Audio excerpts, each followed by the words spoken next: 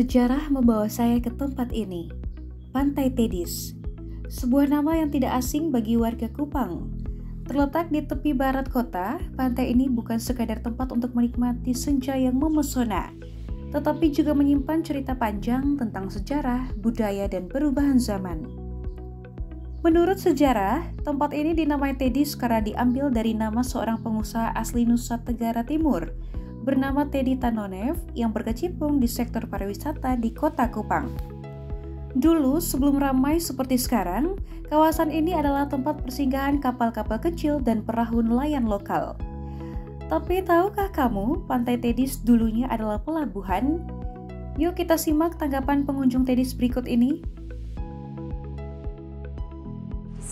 Yang saya tahu, Tedis ini adalah tempat wisata peninggalan yang dulu dikatakan sebagai benteng Portugis yang terkenal diberi nama Tedis. Yang saya tahu, Tedis bukan hanya sekedar diberi nama Tedis, tetapi Tedis ini didirikan oleh seorang pengusaha besar namanya Teddy Tanonev.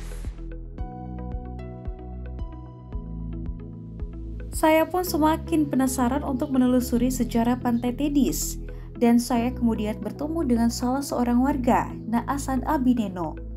Ia menceritakan dahulu tentara Jepang datang ke Kupang untuk menjajah orang tua terdahulu. Mereka membuat gua Jepang di dekat dermaga untuk digunakan sebagai tempat penyimpanan senjata api dan persembunyian. Sejarah masih membekas di Pantai Tedis ini. Dermaga lama dengan besi tua yang usang masih terlihat kokoh di tengah desiran ombak. Jejak gua yang dibuat tentara Jepang masih terlihat jelas hingga saat ini. Mercusuar yang menjadi ikon Pantai Tedis pun menjulang tinggi memberi petunjuk arah bagi para nelayan. Tedis yang dulu hanya sebagai tempat persinggahan, kini menjadi saksi sejarah yang akan diceritakan dari generasi ke generasi. Sejarah bukan hanya soal fisik, tetapi juga soal kisah yang perlu dijaga, dirawat, dan dilestarikan turun-temurun. Kalau bukan kita, siapa lagi? Dari Kupang, Salvi Muruk melaporkan untuk Timor TV.